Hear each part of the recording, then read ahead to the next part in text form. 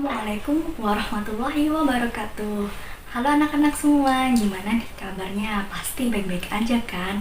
Perkenalkan, nama Bu Guru, Bu Salsa.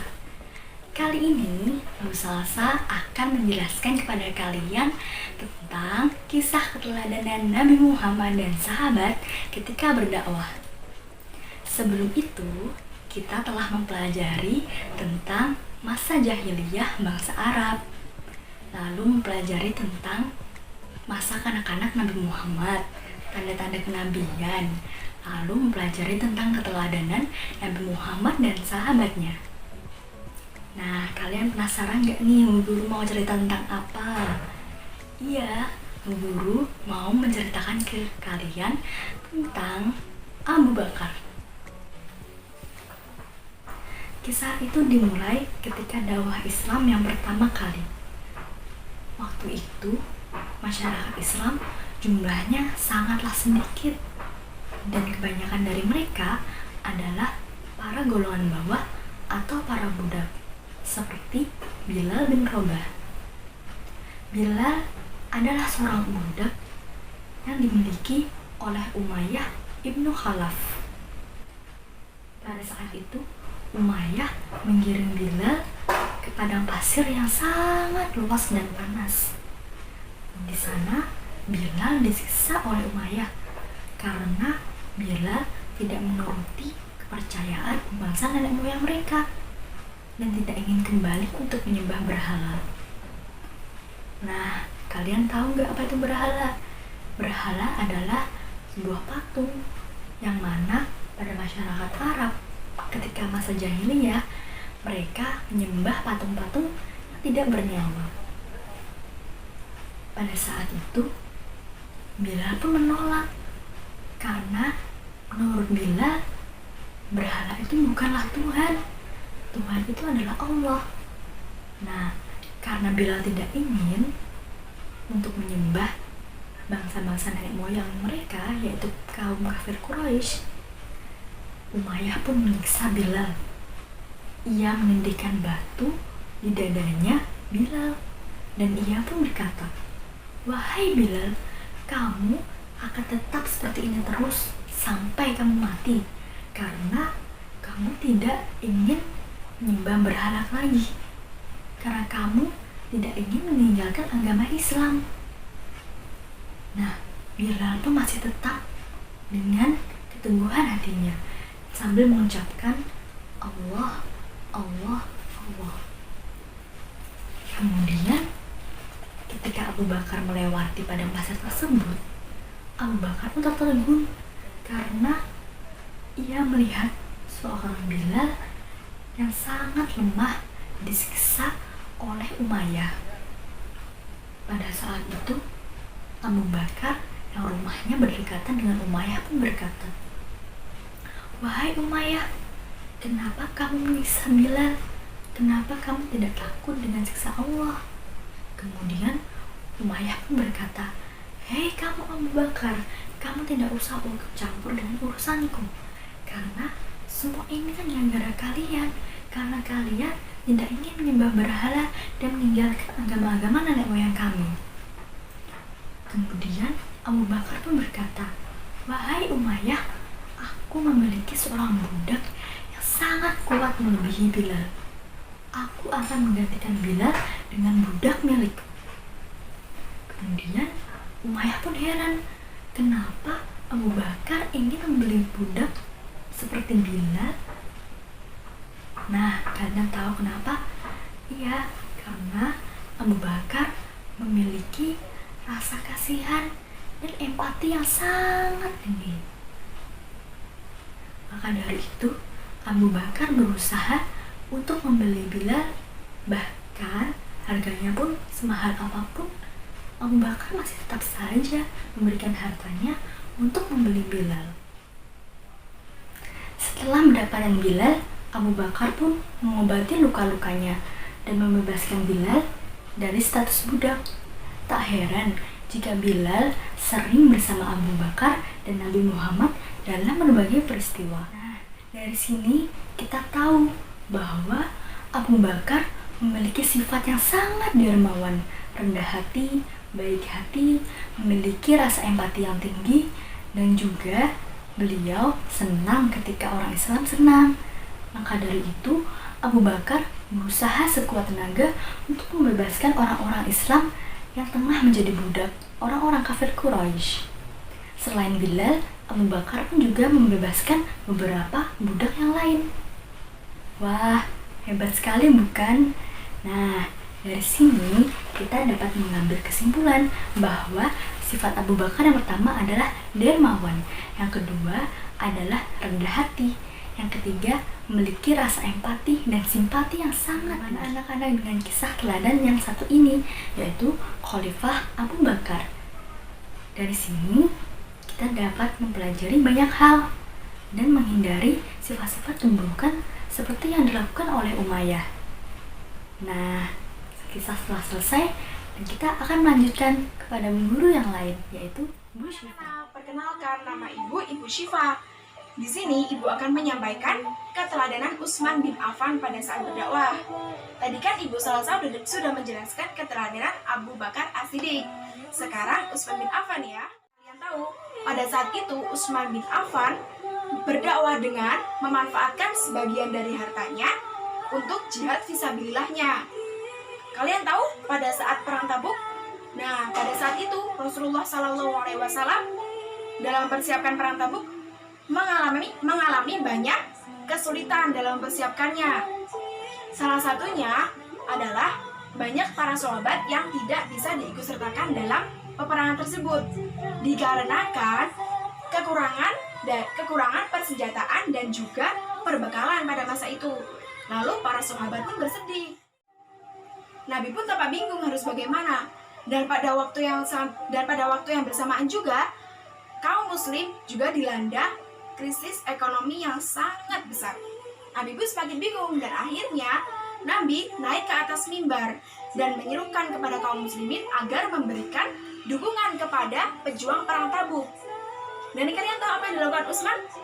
Utsman mengangkat tangan dan menyatakan siap memberikan 100 ekor unta yang lengkap dengan persenjataannya. Nabi pun turun satu tangga dari mimbarnya dan kembali menyerukan kepada kaum muslimin agar memberikan dukungan kepada pejuang perang Tabuk. Lalu Utsman mengangkat tangannya kembali dan menyatakan siap menambahkan 100 ekor unta lagi untuk jihad fisabilillahnya. Rasulullah pun tampak sangat gembira. Lalu beliau turun satu tangga lagi dan kembali menyerukan kepada kaum muslimin agar memberikan dukungan kepada pejuang tersebut. Nah, kalian tahu anak-anak apa yang dilakukan Utsman? Di sisi lain, Utsman bergegas pulang untuk kembali ke masjid dan membawa nampan yang berisi emas. Lalu Utsman memberikannya kepada baginda Rasulullah.